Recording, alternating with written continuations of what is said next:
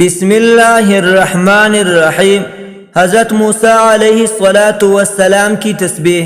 حضرت ابو سعادات کہتے ہیں کہ حضرت موسیٰ علیہ السلام کی تسبیح یہ تھی: جو شخص ان کلمات کو 10 دفعہ پڑھے گا اس سے 40,000 حج کا ثواب ملے گا۔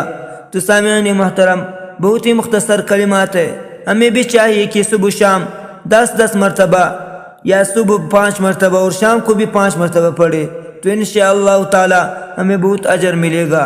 کلمات مبارکہ یہ ہے: سبحان من ہوا فی علوہ دان وفی دنوہ حال وفی اشراقہ منیر وفی سلطانہ قوی۔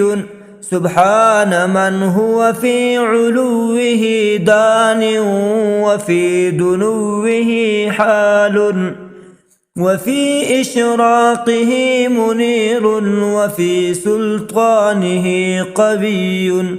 سبحان من هو في علوه دان وفي دنوه حال وفي إشراقه منير وفي سلطانه قوي۔ ترجمہ: پاک ہے وہ ذات جس کی بلندی میں قرب ہے اور اس کے قرب میں حال ہے اور اس کی چمک میں روشنی ہے اور اس کی غلبہ میں طاقت ہے۔